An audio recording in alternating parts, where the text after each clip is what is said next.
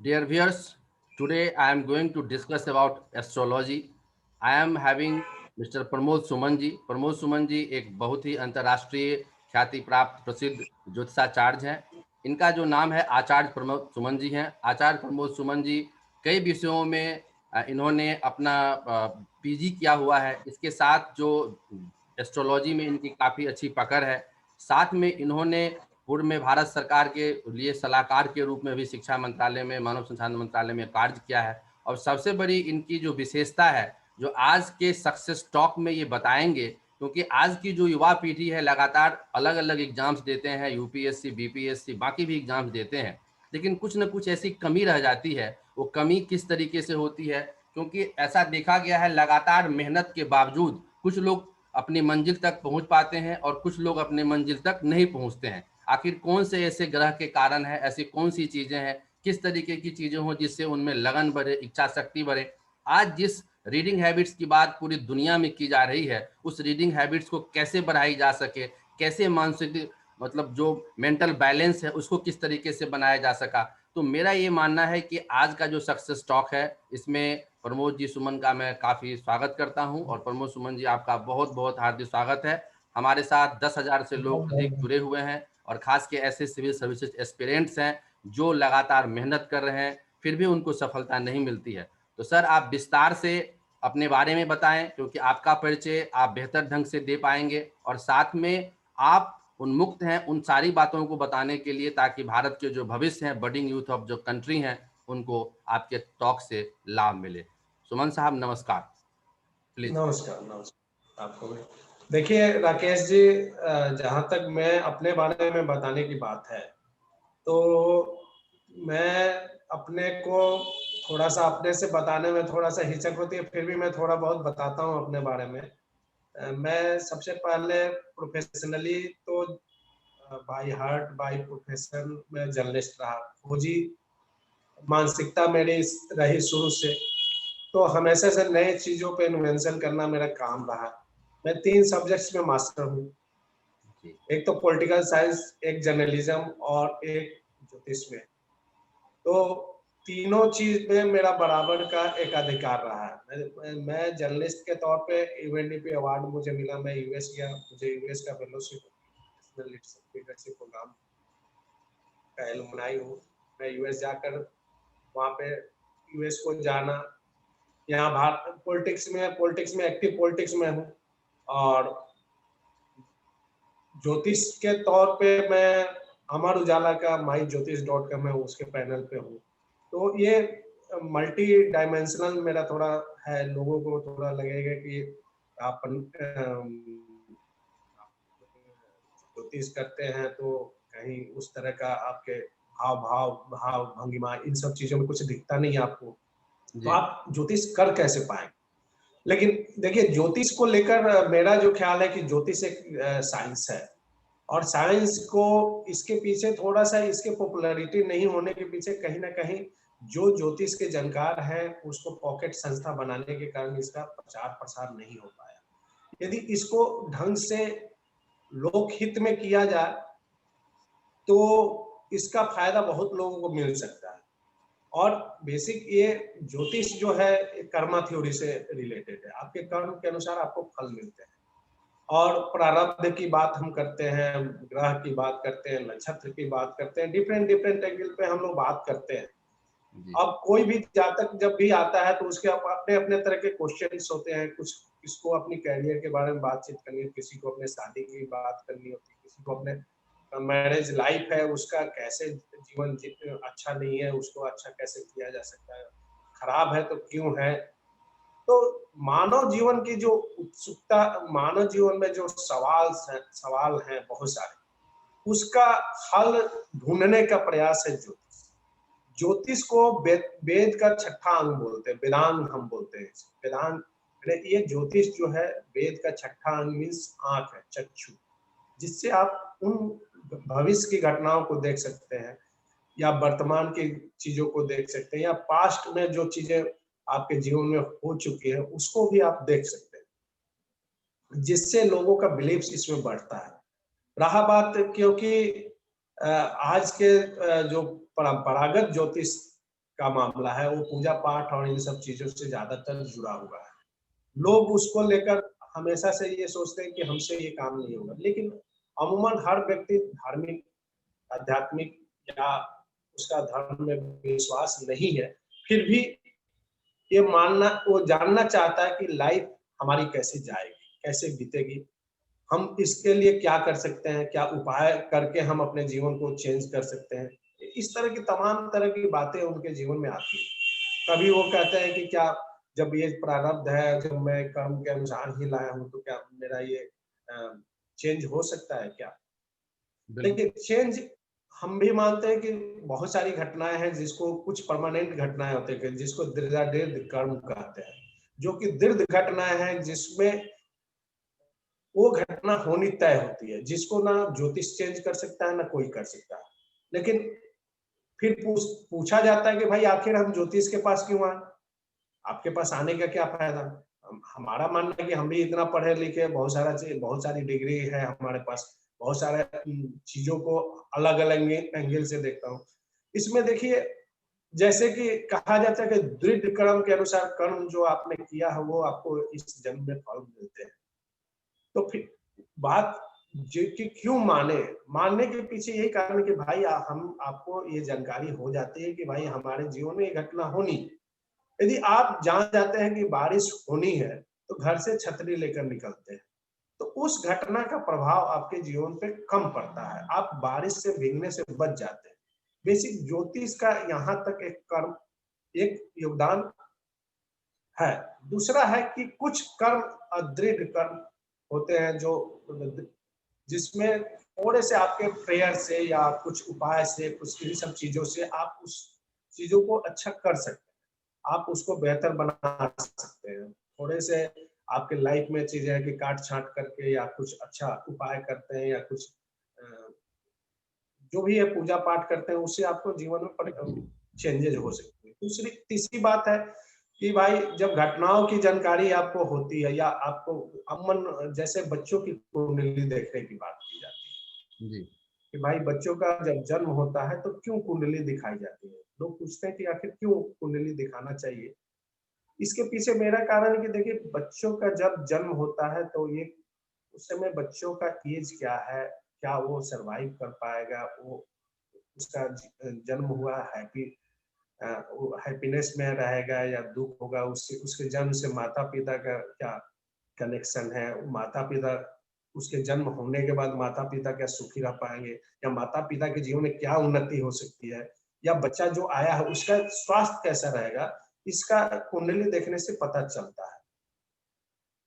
क्योंकि जब बच्चे का जन्म होता है तो उसमें एक बालारिष्ट योग बोला जाता है, और ये मैंने अपने अनुभव से पाया है, क्योंकि मैं दूसरे जगह की बात नहीं कर सकता, अपने घर से भी बात कर सकता हूँ कि अमूमन हमारे घर में भी कुंडली में देखा, कुछ कुछ उसकी जान को बचाने में सफल रहा, क्योंकि मुझे पता चला कि इसमें कुछ ग्रह के कारण अभी, क्योंकि इसकी स्थिति चंद्रमा की अच्छी है और अभी इलाज नहीं हुआ होगा तो तत्काल इसके जान संसद में फंस सकते हैं।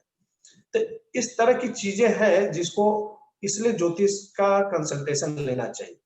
जब बच्चा बड़ा होता है, अमूमन कहा जाता है कि बच्चों की कुंडली क्यों दिखानी चाहिए, नहीं दिखानी चाहिए, और हम लोग भी मानते हैं कि बच्चों का भविष्य की बात हम नहीं कर रहे, भविष्य बच्चों का जो जन्म लिया उसकी वर्तमान की बात कर रहे हैं।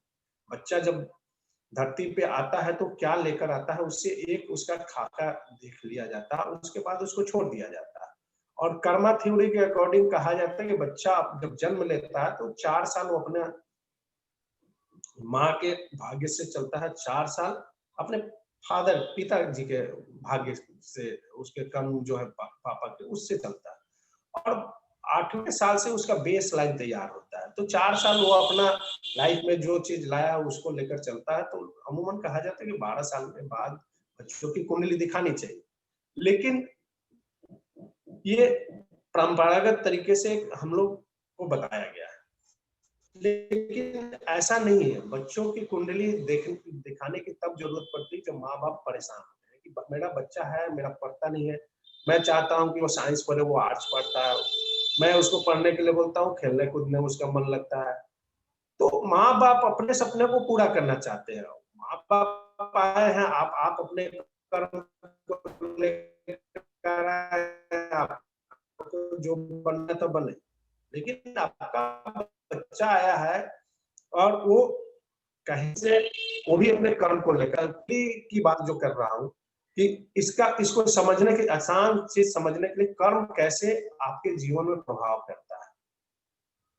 धरती पे आप महात्मा बुद्ध को भी जानते होंगे, भगवान महावीर जैन को भी जानते होंगे। बुद्ध आए 17 साल में घर छोड़ दिया, ठीक है। जैन महावीर पैदा हुए नंगे रह गए।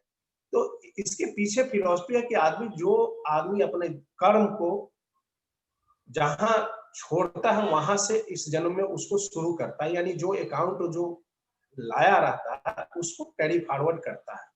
तो इसलिए कोई भी व्यक्ति के आप ही एक ही माँ बाप के से 3-4 बच्चे पैदा होते हैं, लेकिन चारों के कर्म, चारों के भाग्य अलग अलग होते हैं। कोई उच्च अधिकारी बन जाता है, कोई क्लर्क बनता है, कोई किसान हो जाता है। तो ये आखिर एक माँ बाप के, जब कहा जाता है कि एक ही माँ बाप के गर्भ से 4 बच्चे पैदा हुए, चारों के लाइफ ऐसा क्यों होता है?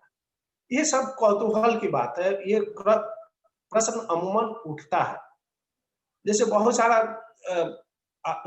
लोगों के बिलीव्स की बात मैं कर रहा हूँ कि आप क्यों ज्योतिष के पास आते हैं। अमूमन आप अपने इर्द गिर्द की घटनाओं को भी देखते हैं तो आपको पता चलता है कि भाई आखिर मेरे जीवन में मैं इतना प्रयास करता हूँ, मुझे मेरे जीवन में एक काम क्यों नहीं हो पा रहा, आखिर हर्डल क्या है। कहीं न कहीं इसमें आपका कर्म पीछा करता है। आपके दशा, ज्योतिष गणना के लिए दशा पैटर्न को हम लोग देखते हैं कि आपके जीवन में अभी क्या अच्छा चल रहा है, कैसे आप अच्छा कर सकते हैं। अभी अच्छा समय आने वाला है, अभी आपका बुरा समय है, आप कितना भी प्रयास करेंगे तो हो सकता है कि आपके लाइफ में वो सक्सेस नहीं मिले जिसके आप उम्मीद करते हैं। फिर भी आदमी परेशान होता है, लेकिन जानकारी जब होती है तो वो अपना एक मेंटली प्रिपेयर होता है और फिर अपने लाइफ को लीड करता है और थोड़ा सा उसके अकॉर्डिंग अपना प्रयास करके उस डायरेक्शन में अपना बताया जाता है कि आप ऐसे करेंगे तो ये चीज हर्डल को खत्म किया जा सकता है। ऐसा नहीं कि वो हर्डल रहेगा ही रहेगा। तो इस तरह की तमाम चीजें हैं जो व्यक्ति को जानना चाहिए और अपना एक कंसल्टेशन लेना चाहिए। मॉडर्न युग है, मॉडर्न युग में लाखों व्यवसाय हैं, लाखों तरह के प्रोफेशंस हैं और परंपरागत ज्योतिष के अकॉर्डिंग बहुत सारी चीजें थी। तो अब अमूमन जब हम लोग अपने जातकों से बात करते हैं, उनसे पूछते हैं कि आपका इंटरेस्ट कहाँ है, फील्ड क्या है, कुछ चीजें तो स्पष्टता दिखती है कि ये बच्चा आया है तो इसलिए साइंस पढ़ेगा तो साइंस में ही अच्छा करेगा, डॉक्टर बनेगा तो डॉक्टर में अच्छा कर सकता है, इंजीनियर होगा तो इंजीनियर, ये एडमिनिस्ट्रेटर बनेगा तो वो एडमिनिस्ट्रेशन में अच्छा कर सकता है, ये राजनीति के क्षेत्र में अच्छा कर सकता है, सामाजिक कार्यकर्ता अच्छा बन सकता है। तो इस तरह की बातें उसकी कुंडली को देखकर पता चलती है, बशर्ते कि वो ज्योतिष उस तरह से चीजों को एनालिसिस करना जानता हो। इस तरह की तमाम, और राकेश जी और कुछ आपके सवाल हैं जिस पे मैं फोकस करते हूँ, आपको जी, स्पेसिफिक उस पे मैं बिल्कुल आपको कुछ बता दूं। बिल्कुल प्रमोद जी, इस तरीके से देखा जा रहा है कि जिस तरीके से हमारे पूर्वज थे, तो बहुत सारी बातें उनके लिए एक नियत समय पे होती थी। कहीं पे किसी दूसरे प्रदेश में जाना हो, कोई शुभ मुहूर्त स्टार्ट करना हो, बच्चे का एडमिशन करना हो, इम्तिहान देना हो, तो तमाम इस तरह के से हर एक चीज़ों को हमारे जो पूर्वज, यदि 2 पीढ़ी पहले की बात करते हैं, हमारे माता-पिता या हमारे पूर्वज उसको देखते थे। लेकिन जो मॉडर्न एरा आया है, जिसको हम पोस्ट मॉडर्निज़्म आज कह रहे हैं, तो आज यह देखा गया है कि उन सारे मूल्यों को कहीं न कहीं हम उसको नेग्लेक्ट कर रहे हैं और कहीं न कहीं उसको नज़रअंदाज कर रहे हैं कि नहीं, इन चीज़ों की ज़रूरत नहीं है। लेकिन फिर एक नई पीढ़ी उभर के आई है, जिनको ऐसा लगता है कि नहीं, हमें अपने जो स्पिरिचुअल एस्पेक्ट ऑफ लाइफ है, अलग तरह के जो चीज़ें हैं, मेंटल एस्पेक्ट है, इकोनॉमिक एस्पेक्ट है, सक्सेस है, तो सक्सेस के लिए लगातार वो प्रयास करते रहते हैं, 2-2 बार, 3-3 बार इंटरव्यू देना, लगातार कोशिश करना। फिर उनको रियलाइज़ होता है कि नहीं, हमें भी इन चीज़ों को अपने जीवन में आत्मसात करनी चाहिए। तो आप क्या सजेस्ट करेंगे ऐसे युवाओं के लिए जो बच्चे लगातार कर्म कर रहे हैं, जैसे आपने प्रारब्ध की बात कही, लेकिन उसको सफलता नहीं मिलती है, तो किस तरीके से आपसे संपर्क करें या उनके आसपास जो लोग हैं उनसे संपर्क करें, और उसका किस तरीके से निराकरण ढूंढना चाहिए और क्यों ये साइंटिफिक है? आपसे मैं ये जानना चाहता हूँ, आखिर ये क्यों साइंटिफिक है और कैसे ज्योतिष में ये साइंटिफिक वैल्यूज के साथ इसका असेसमेंट किया जा सकता है? जी। देखिए, साइंस जो है, साइंस भी किसी में तथ्यों के आधार पे, फैक्ट्स के आधार पे वो रिजल्ट निकालता है। यहाँ भी आपका साइंटिफिक होने के पीछे कि आपकी कुंडली हमें निकालनी होती है, तो आपको 2-3 चीजें हमें चाहिए होती है कि आपका जन्म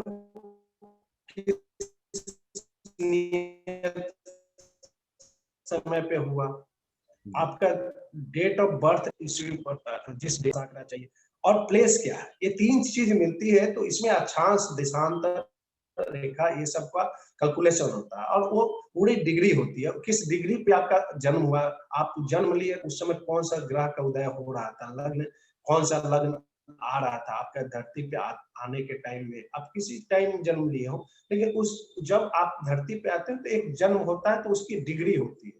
आपको लग्न की डिग्री होती है, उस डिग्री से आपका स्ट्रेंथ देखा जाता है कि ये जो डिग्री है, इससे ये कुंडली जो ये इस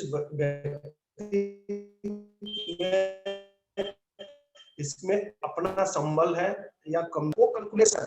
और वो एक विषय बताने लगे कि भाई 30 डिग्री के अंडर में होता है, और उसमें मान लीजिए 2 डिग्री या 1 डिग्री या 3 डिग्री पे आपका लग्न मिलता है, तो आपका जो लग्न है वो माना जाता है कि कहीं ना कहीं ट्रांसमिशन फेज में है। एक जगह छूट रहा था, दूसरा आ रहा, ट्रांजिट फेज में आता है। तो ऐसा जीवन जो होता है कभी कभी खराब माना जाता है, जो कि हम लोग मूल मूल नक्षत्र एक होता है, गडांत जिसको हम लोग बोलते हैं। 6 नक्षत्र में जब बच्चा पैदा होता है तो गडांत मानते हैं, जब उस समय संक्रमण का दौर होता है, कि वो नक्षत्र या ग्रह जो है अपनी डिग्री छोड़कर दूसरी डिग्री के आसपास जाता है, छोड़ते। अभी आपने देखा होगा, मैं आपको साइंटिफिक इसलिए बताऊंगा कि अभी हाल ही में, कल परसों की घटना है।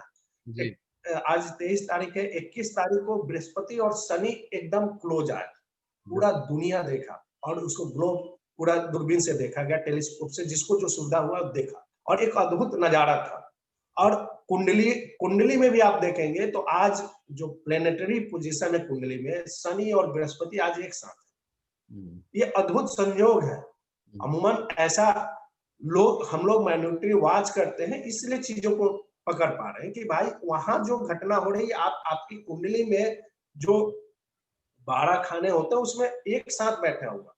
मकर राशि में बृहस्पति बैठे हुए हैं, और शनि अपनी राशि, मकर राशि शनि की होती है, और बृहस्पति शनि के साथ अच्छा रिलेशन नहीं माना जाता।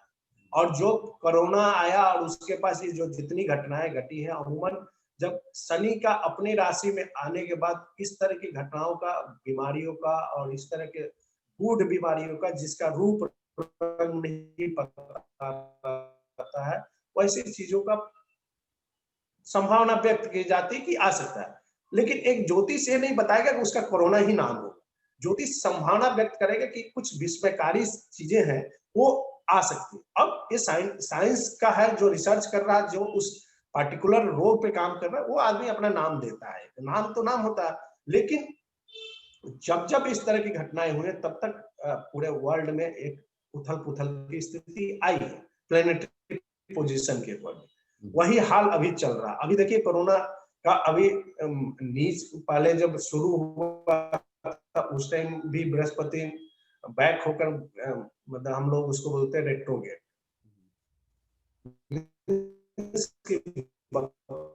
होकर फिर वो शनि की राशि उनके थे, लेकिन होने के बाद एक घर आगे चले गए, फिर वो शनि के साथ आ गए थे। फिर क्या हुआ कि जब जून जुलाई के बाद, जुलाई के आसपास फिर शनि अपनी राशि में चले गए थे। फिर क्या हुआ, 2 महीने बाद फिर उन्होंने अपनी राशि को चेंज किया परमानेंटली।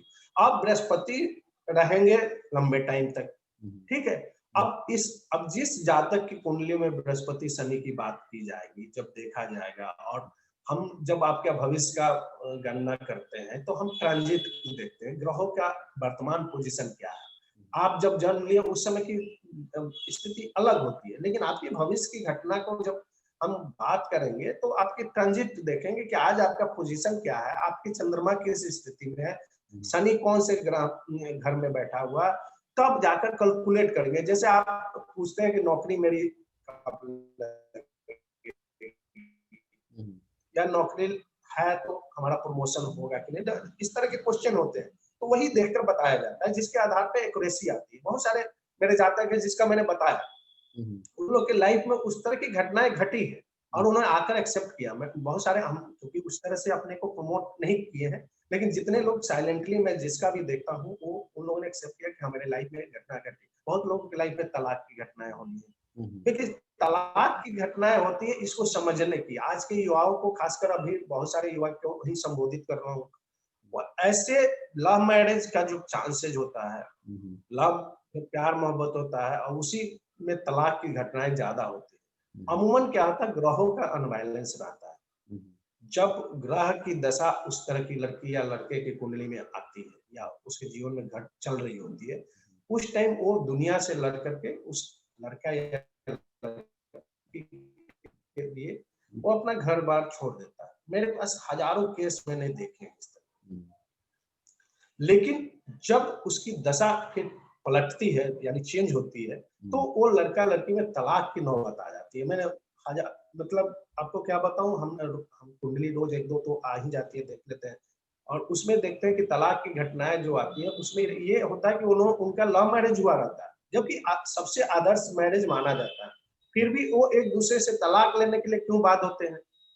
ये बड़ी घटना है, ये सोचने वाली बात है कि आखिर जिसको लेकर युवा बोलते हैं कि मदर फादर हमारी शादी करवा देते हैं, वो आ गई, जिसको जानते नहीं है, लेकिन जिसको आप जानते हैं, जिसको दिल से जान से ज्यादा प्यार करते हैं, ऐसे लोगों के बीच में इतनी कटुता आपका आना, ये अपने आप में बताता है कि आपका ग्रह जो आपने प्यार मोहब्बत किया, दुनिया से लड़कर किया, माँ बाप से रिवोल्ट किया, फिर उस लड़की के साथ या उस लड़के के साथ आप रहना, एक पल भी नहीं रहना चाहते हो, आखिर कारण यही होता है कि उनके कहीं ना कहीं शुक्र की स्थिति खराब रहती है, बुध की स्थिति खराब रहती है, जो पंचम भाव है, जो सप्तम भाव है, वो ग्रह कहीं ना कहीं जाकर उनके जीवन में आगे चलकर प्रभावित करते हैं। जब उनका प्रभावित, हर ग्रह की सबसे लंबी दशा शुक्र की होती है, 20 साल की होती है। जब भी शुक्र की दशा होगी तो अमूमन 2, 2.5, 3 साल वो चलती है एक, तो उस स्थिति में क्या होता है कि एक लंबा फेज होता है। नहीं, छोटी जब दशा आती है, जैसे अब वो अभी चंद्रमा की दशा है, बहुत छोटी होती है, मतलब उनका चंद्रमा जैसे बोलते हैं कि पूरे भचक्र हम लोग बोलते हैं कि कुंडली, एक चंद्रमा 27 दिन में सारी राशियों में भ्रमण कर लेता है। अमूमन भारतीय जो गणना है, जो यहाँ चंद्रमा से हम, क्योंकि चंद्रमा से कैलकुलेशन करते हैं, पश्चात जो ज्योतिषीय गणना होती है वहां सूर्य से किया जाता है। सूर्य 1 महीने में एक राशि को चलता है, चंद्रमा 2.5 दिन में एक राशि, 2 दिन, 2.5 दिन, 2.25 दिन, यही एग्जैक्ट में वही रहता है। तो टोटलिटी में 27 दिन, 27 दिनों में वो सारे नक्षत्र में चला जाता है, और सारे नक्षत्रों को 27 नक्षत्र हैं, सबको मिला करके वो 27 दिन में एक राशि, सारी राशियों का भ्रमण वो कर लेता है। ये सारी चीजें होती हैं। तो व्यक्ति को अपने जीवन के बारे में थोड़ा कंसंट्रेट करके, जब भी लाइफ में उनको लगता है कि परेशानी है, यदि उनको लगता है कि नहीं हमें किसी की सजेशन की जरूरत है, तो एक बार कंसल्ट जरूर करना चाहिए, जिससे उनको फायदा ही होगा। हाँ, कुछ लोग उपायचारी बहुत होते हैं, कुछ ज्योतिष का है कि उनको अपना कुछ भी बोल करके करना है, वैसे लोगों से बचना चाहिए। एक मेरा मानना है कि प्रॉपर तरीके से कोई परामर्श देता है ज्योतिष, तो मनुष्य को उनके पास जरूर जाना चाहिए। इससे क्या होता है कि वो अपनी चीजों को के प्रति सजग रहते हैं, सतर्क रहते हैं, और जो भी स्टेप लेते हैं उसमें हानि होने की संभावना कम होती है। कभी कभी व्यापार भी है, तो व्यापार में आदमी लगाता है, लेकिन उसको जानकारी नहीं होती है, दशा उस समय खराब चल रही होती है, फिर भी वो अपना रिस्क कवर करता है, उस समय व्यापार में हानि होती है। कभी-कभी उसका फेवरेबल टाइम होता है, तो वो एग्जैक्ट होता है। बहुत लोग ज्योतिष जिसके पास नहीं गए हैं, उनके जीवन में इस तरह की घटनाएँ हो रही है। तो इसका कहने का मतलब ये हो जाता है कि क्या ज्योतिष के पास जो जाता है वो जिंदा नहीं रहता? लेकिन मेरा ये नहीं मानना है। ज्योतिष के पास जाए तो और भी अच्छा है, ना जाए तो आप अपना तो काम कर रहे हैं, लेकिन जब आपके जीवन में कुछ प्रॉब्लम होता है, तो आप ज़रूर जानना चाहते हैं कि मेरे जीवन में ये प्रॉब्लम क्यों आ रहा है। हम्म, बिल्कुल बिल्कुल।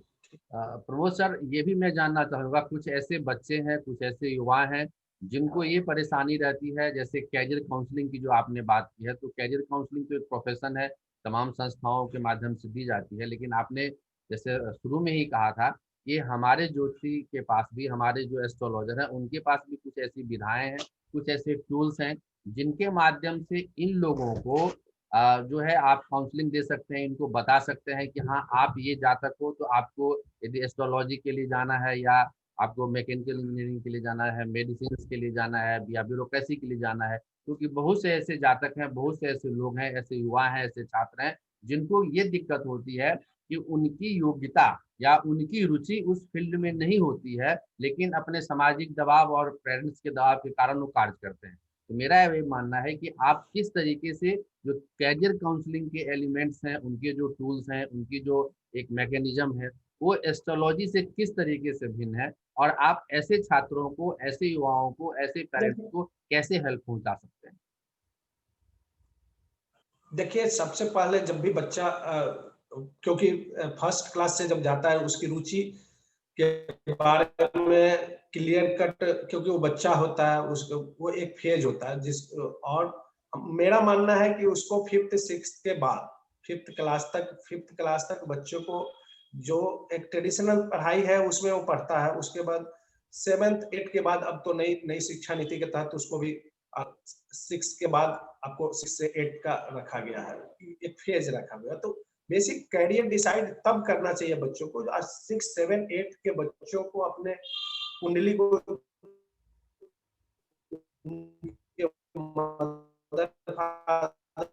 अपने बच्चों कुंडली दिखाकर तो उसी टाइम डिसाइड करना चाहिए, साइंस पढ़ेगा, मेरी बेटी साइंस पढ़ेगी, आर्ट्स पढ़ेगी में जाएगा, और कब पढ़ाना शुरू करें ज्योतिषीय परामर्श के अनुसार के। मान लीजिए उसको साइंस, आप मैथ उसको पढ़ाना चाहते हो, उसको मैथ अच्छा नहीं लग रहा, या मैथ में उसका नंबर नहीं आते, लेकिन एक टाइम होता है कि वो मैथ में अचानक जो बच्चा बहुत डल होता है जिस सब्जेक्ट में, अचानक एक उसकी उसकी दशा भी ऐसी चलती है कि वो उसके कारण वो परफॉर्म नहीं कर पाता है। लेकिन जैसे ही उसकी दशा चेंज होती है, वो अचानक मैथ में अच्छा हो जाता है। तो ये बारीकी से अध्ययन करने वाली चीज है, हर पर्सन टू पर्सन ये चीजें डिफर होती है। अब आपके बारे में मैं कुछ बात करूंगा तो दूसरा आदमी को लगे कि मेरे जीवन में ऐसा क्यों नहीं होता है, ऐसा नहीं है।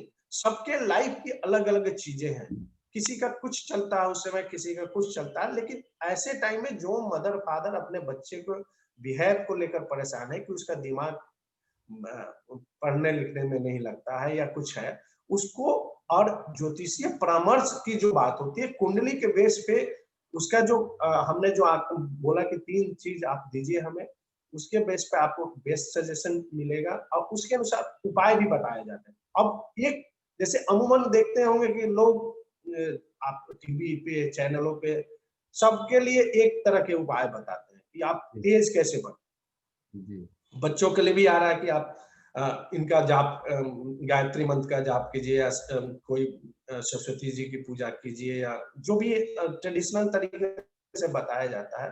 बेसिक सबके लिए सेम लागू नहीं होता है, उसमें देखा जाता है कि कौन उस व्यक्ति के लिए, उस बच्चे के लिए कौन सा ग्रह अभी उसका खराब है, उसकी चीजों को मजबूत किया जा सकता है जिससे उसकी पढ़ाई में मन लग सकते हैं, या उसकी स्थिति अभी खराब चल रही है तो उसमें और ये जाप किया जा सकता है जिससे वो ठीक कर सकता है।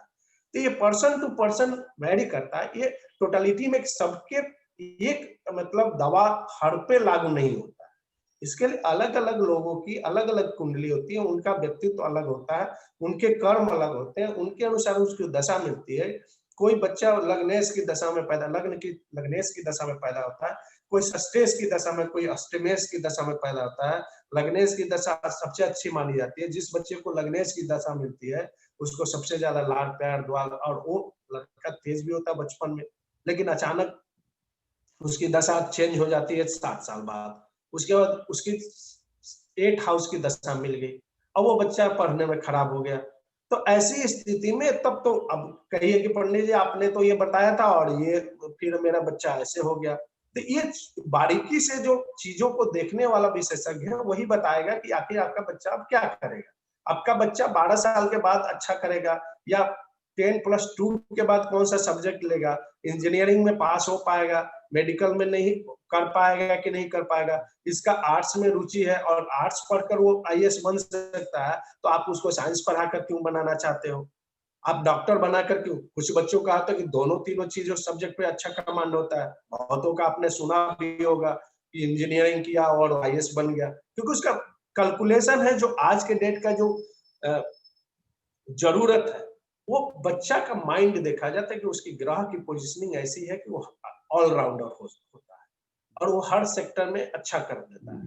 तो आप एक बच्चे को देखकर अपने पे वो लागू कोई भी गार्जियन करता है कि नहीं मेरा भी बच्चा वैसा हो, तो थोड़ा सा दिक्कत होती है और उसके कारण गार्जियन भी परेशान होता है और बच्चा भी अपना परफॉर्मेंस ढंग से नहीं कर पाता।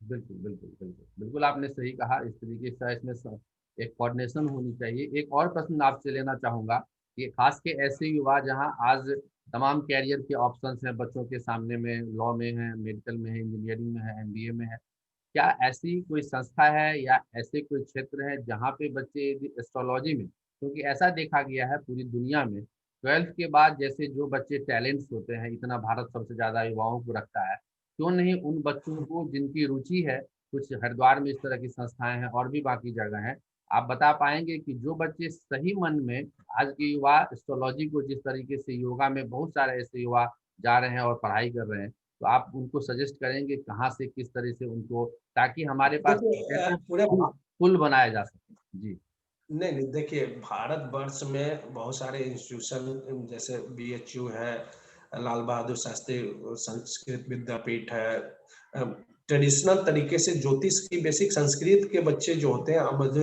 ये परंपरागत शिक्षा के अंतर्गत आता है।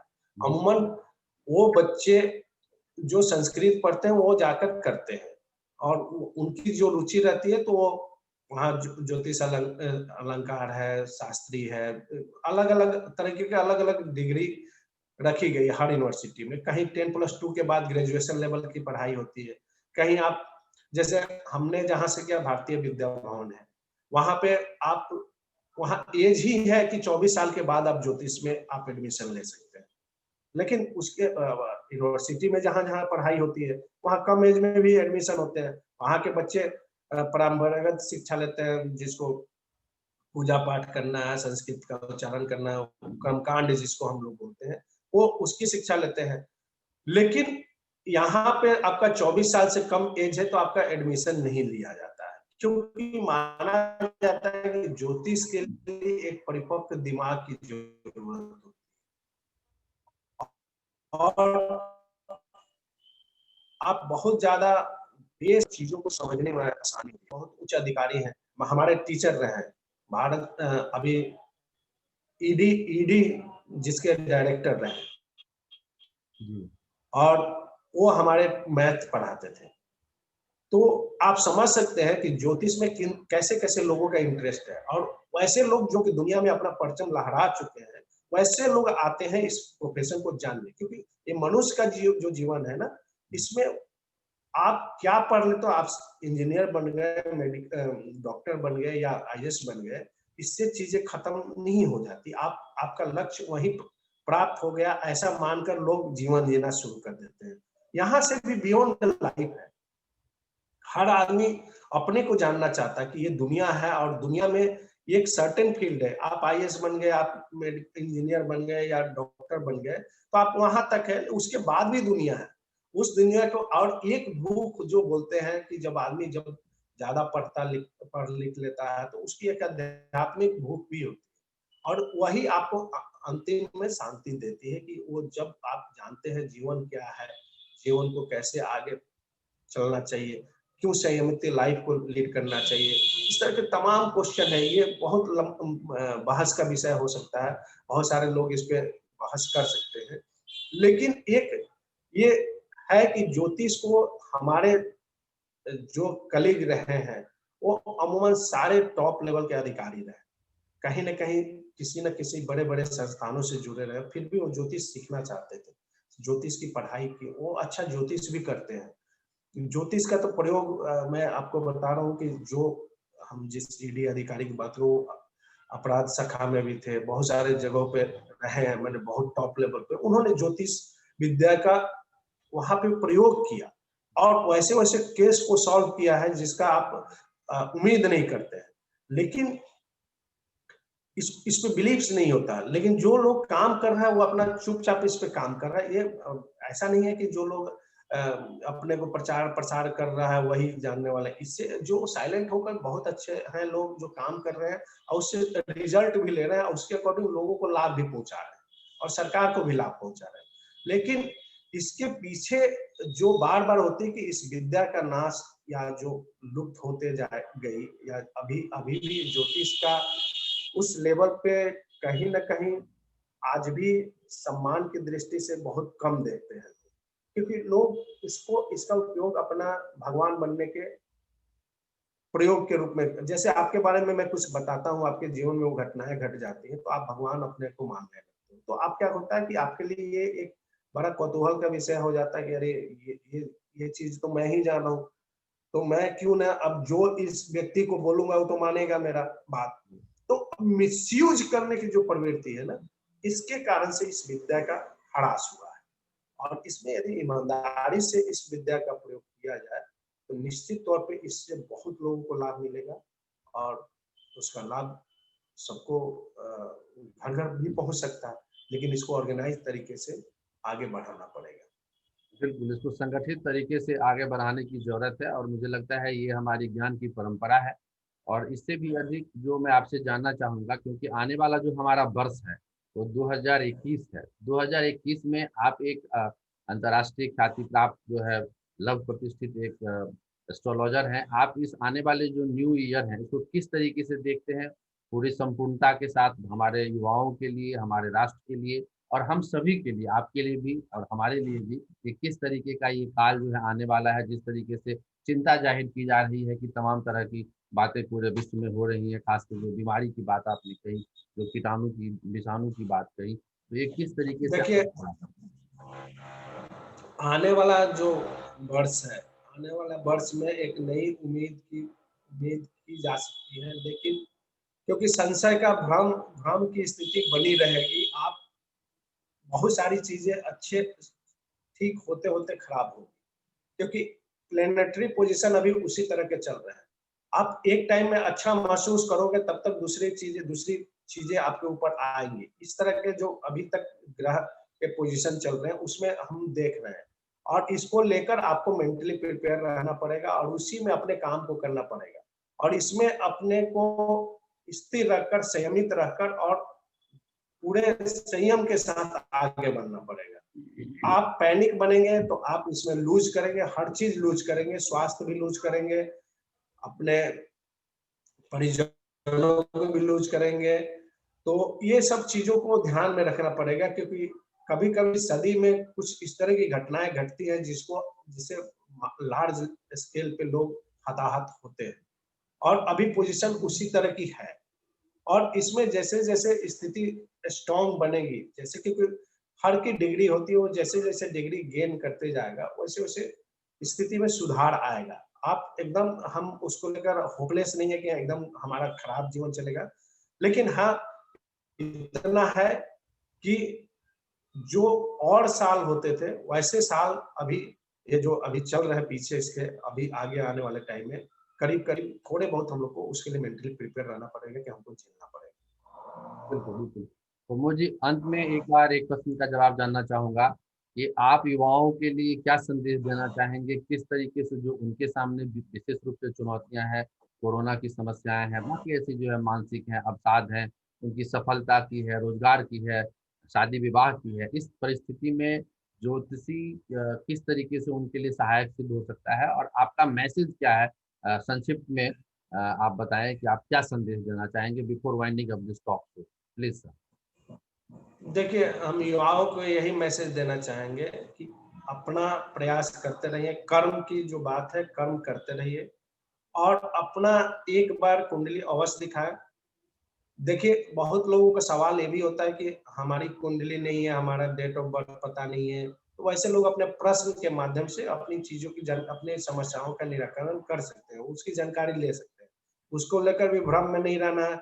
लेकिन होता क्या है कि वो क्षणिक होता है, प्रश्न जब आपके जो भी प्रश्न होगा उसकी तात्कालिक कुंडली बनाई जाती है, उसी दौरान आपके क्वेश्चन का आंसर दे दिया जाता है।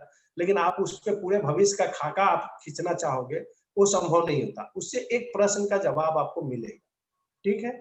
दूसरी बात है कि जो भी युवा जो बड़े अपने करियर की तैयारी कर रहे हैं, उनको एक बार अपनी कुंडली का विश्लेषण करवा लेना चाहिए। जिससे क्या होगा कि उनको उनके प्लस माइनस जो चीजें हैं, उनके जीवन में क्या प्लस है, क्या माइनस, उसकी जानकारी हो जाती है। उसको उन कमियों को दूर करके आगे बेहतरीन तरीके से तैयारी कर सकते हैं और निश्चित ही सफलता वो प्राप्त करेंगे। तो उनको हमारा यही संदेश है कि अपने कर्म पे विश्वास कीजिए, लेकिन अपने अतीत, आपके जो पूर्व जन्म है या जो आपने पीछे जो लेकर आए हैं, उसकी भी जानकारी हो जाती है, तो दोनों के मिलन होने से आप एक अच्छा बेहतरीन लाइफ को लीड कर सकते हैं। रहा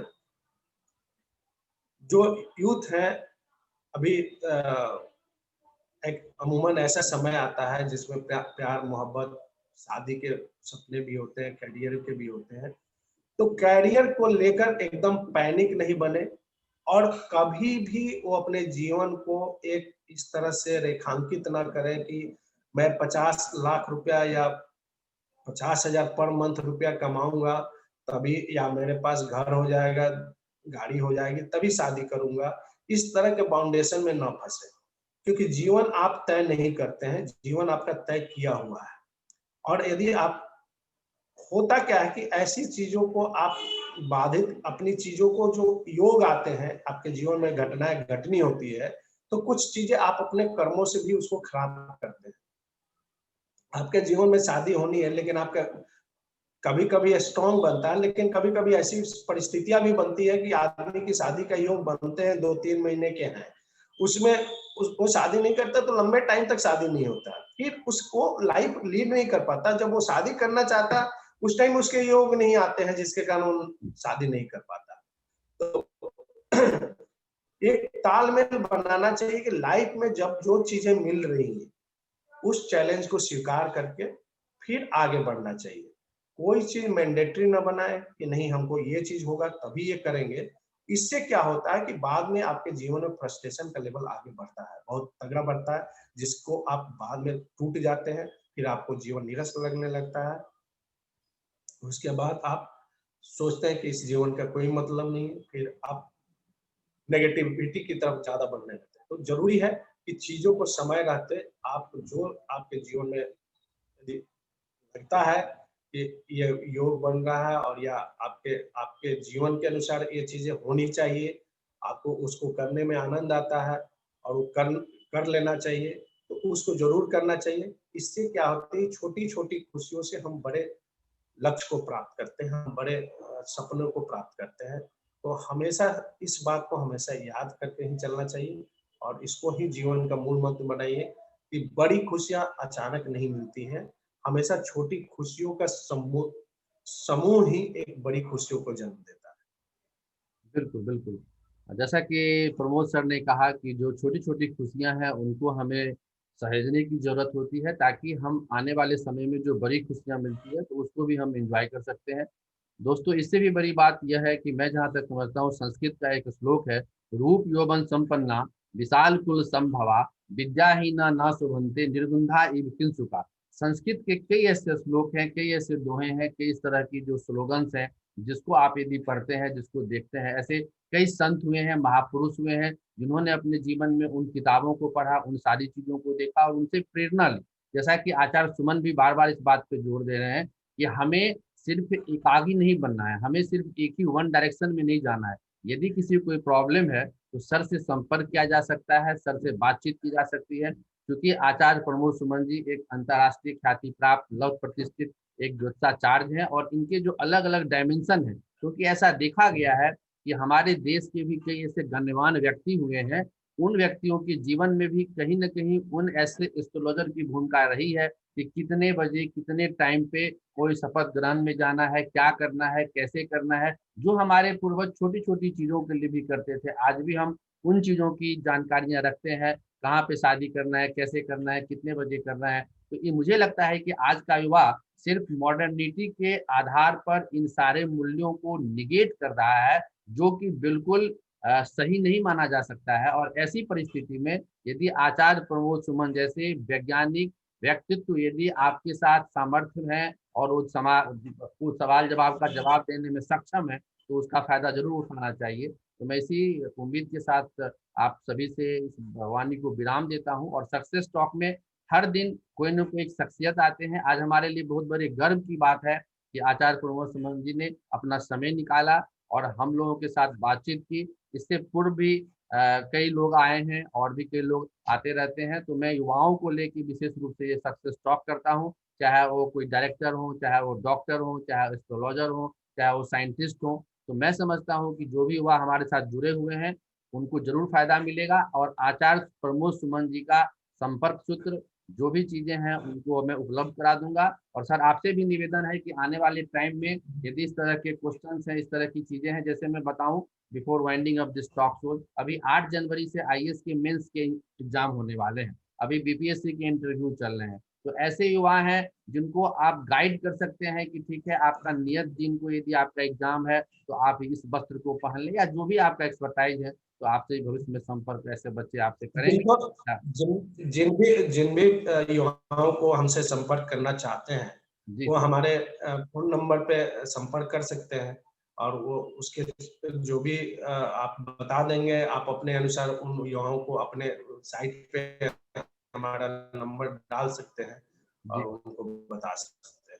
बिल्कुल, बिल्कुल। तो सर ने बिल्कुल सहमति दे दी है, ये भी एक खुशी की बात है और और ऐसे बच्चे जो उनका लगातार प्रीलिम्स में निश्चित ही समाधान मिलेगा, जो भी जी सर, बहुत-बहुत धन्यवाद सुमन साहब। मन के जीते जीत है, मन के हारे हार और आपका बहुत-बहुत धन्यवाद। आपने अपना समय दिया, बहुमूल्य समय दिया और ऐसे युवा जो साक्षात्कार में जा रहे हैं, उनसे आपसे संपर्क करेंगे और पूरा आपको दिल की गहराइयों से हार्दिक अभिनंदन करता हूँ, स्वागत करता हूँ।